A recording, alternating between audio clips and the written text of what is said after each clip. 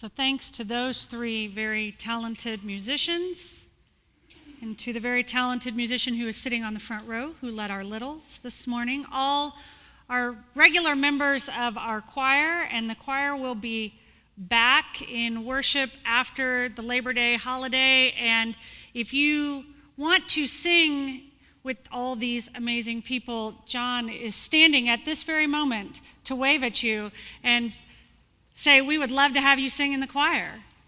And they start choir practice soon. Yes? They meet on Wednesday nights. Speaking of very talented musicians, I am not one. But I want to talk this morning about a very talented musician named Lin Manuel Miranda. Anybody know him? I mean, not like personally. I mean, you might know. I mean, some of you guys might actually know him. He is the writer and creator and star of a hit Broadway musical, a little show that won a few awards called Hamilton. Hamilton will be coming to Kansas City next summer, and apparently some of you are putting second mortgages on your homes to get tickets. Last Sunday, I don't know, like 20 or so preachers across the country participated in the Gospel According to Hamilton Sunday. And it was curated by a friend of ours, one of our LA kids, named Stephanie Kendall, who's currently the executive minister at Park Avenue Christian Church in New York City. And Stephanie asked me months ago to participate, and she says, you got one of the first picks, pick whichever song you want. Okay, well, if you know the Hamilton soundtrack, that was overwhelming for me. And I love them all, and I couldn't choose, and so I stupidly and arrogantly said to her, just whichever one nobody else will take, I'll take that one. And now it's here. And about 3 weeks ago, when she sent me the song that she wanted me to preach on, I thought, on Blessing of the Backpack Sunday. On Back to School Sunday, she wants me to preach on 10 Duel Commandments. 10 Duel Commandments. That's as much as we can do because Lin Manuel has all kinds of rights on that. 10 Duel Commandments. Like the duel, like with guns and 10 paces, and you know what I'm talking about, right? Right. So, Hamilton. So, you're thinking duels. Okay, Steitz, nobody participates in those anymore. How is that relevant? Well, first of all, that's not exactly true, because as Ryan alluded to in his prayer, in the first 5 days of August, there were more than 6 homicides by gun violence in this city, many of them not far from where you sit right now. People still resort to violence in America, particularly gun violence, but all kinds of violence, really. If we don't resort to gun violence, we sure seem to fall quickly into resorting to the violence of hatefulness and ugliness and snippiness, and this morning I want to include in that list rightness. And I start thinking about this song, and some of you don't know the song, but Ryan's going to help us with that in a minute. This song, 10 Duel Commandments, is basically 7 rules, 7 steps to follow in the process of a duel. But ultimately, it's about negotiation and mediation and how to be in relationship with people even when it's hard and even when there is disagreement and even perhaps when you don't want to stay in relationships, like all these teachers trying to navigate a classroom or a playground or full of people, and all of these littles trying to find their way through the lunchroom successfully. And like all of us, because that's life. And it's especially disturbing to think that we can't quite get this right, this negotiation and mediation and conflict resolution, because, if you had the TV on in the last month and you live in Missouri or Kansas, Lord of mercy. Why are they still on my television? Why are the political ads still on my television? It was over on Tuesday. They're still on my television, and I got a mailer yesterday. Please make them stop coming. That's not partisan. That's just the stuff in my mailbox. Lord of mercy.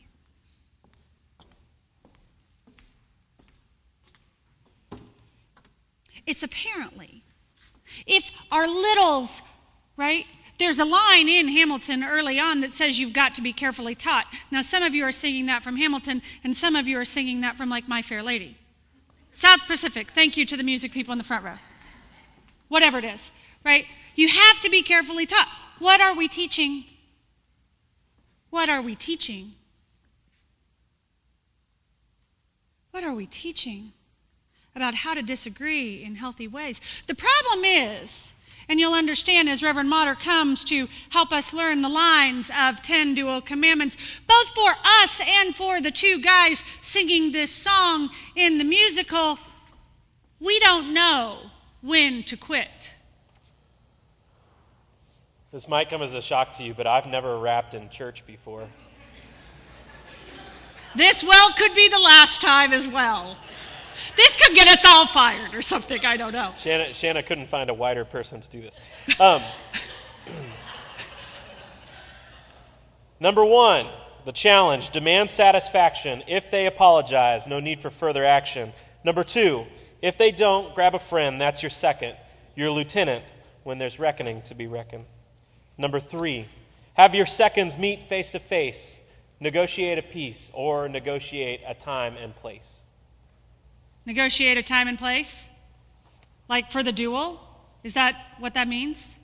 Like that's the third commandment? We're 3 verses in, and we're already picking a place for the duel? Shouldn't we wait for that till 7 or 8 or something?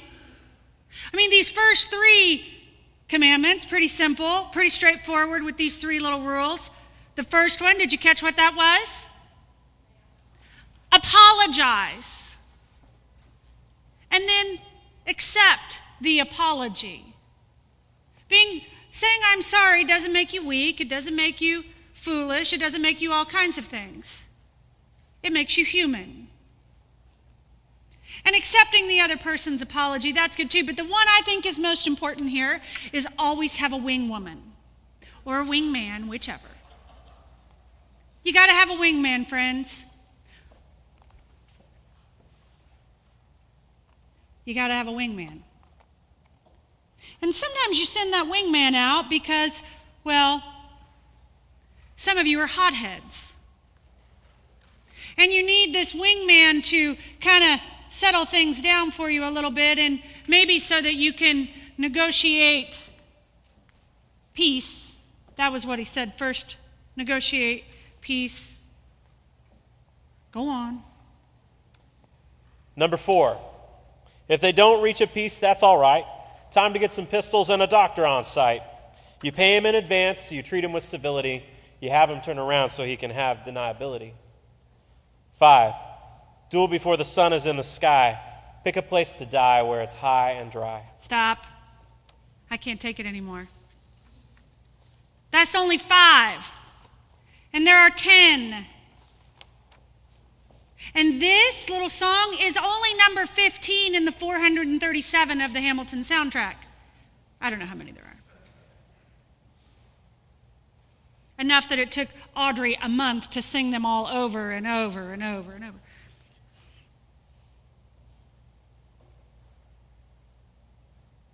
We only got to 5. It seems to me that these 3 commandments, there are 3 commandments for conflict resolution and 7 for how to destroy one another. The balance just seems off to me, but maybe that's just me. Our problem, it seems, when we follow these rules is that maybe we don't know when to quit. And maybe some of us would rather be right than be loving. That's what all those mailers in your mailbox are about, or at least the one that seems in mine. They're more interested in being right. And unfortunately, we may no longer engage in gun battles, but too often we are concerned in being right over being loving, and we end up in this conflict. I was in a Facebook conversation this week, and I was right. It was a Facebook conversation about Scripture.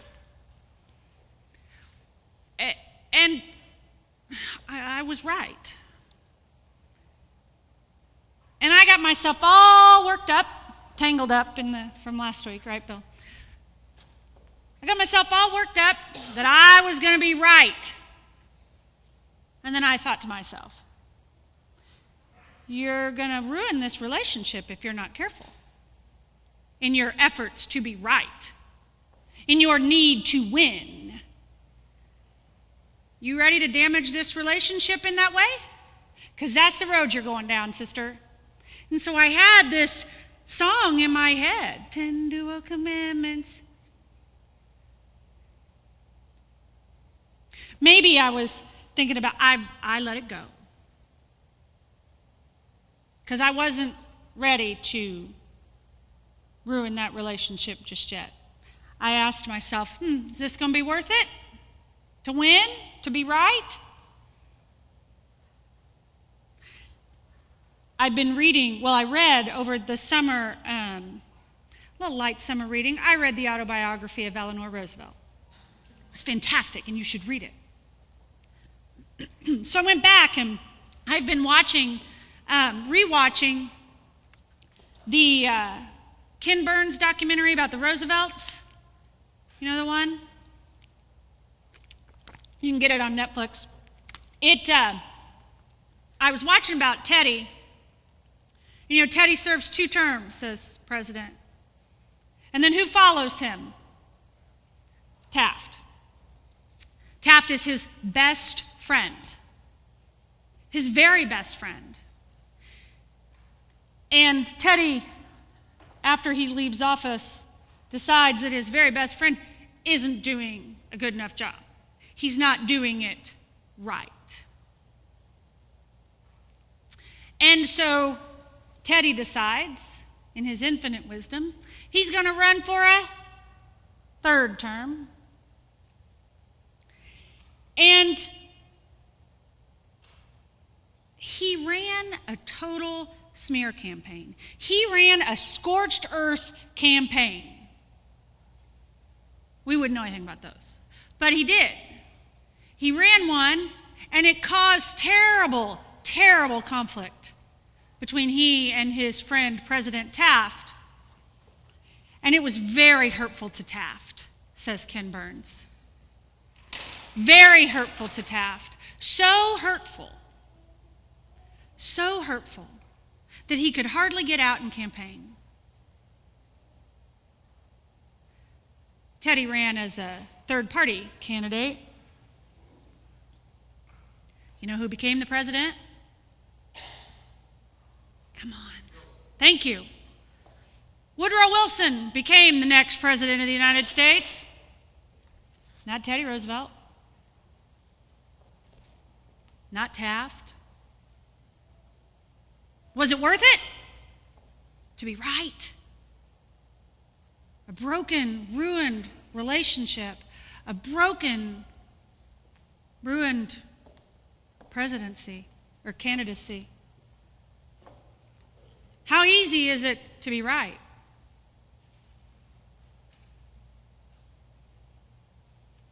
What do you know about Aaron Burr?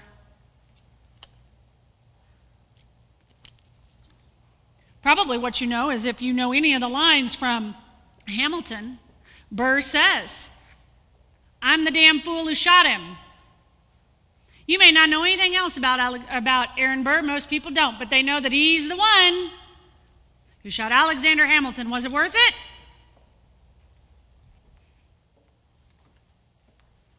To be right? Jesus has something to say about this, of course. It seems Jesus' whole ministry was about this. Time and time again, Jesus is standing up for being loving over being right. The religious establishment is trying to make sure the rules are followed and people end up with broken relationships with God and with themselves and with one another. And time and again, Jesus seems to ask the people, is it worth it to be right?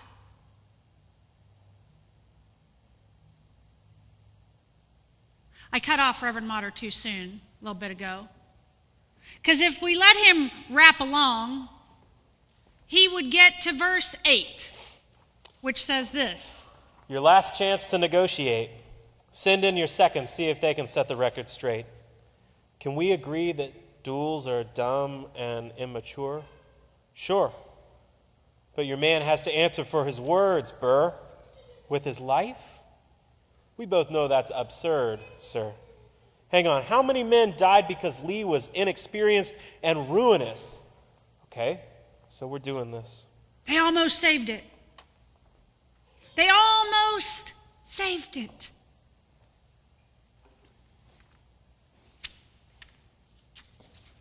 What do we teach our kids? What do we teach our kids? Is it do what we say and not what we do? We teach our kids things like hands are for helping and not for hurting. People who work in elementary schools say that probably 57 times a day. We no longer teach things like sticks and stones and words don't hurt me because we know that's just not true. Because words do hurt.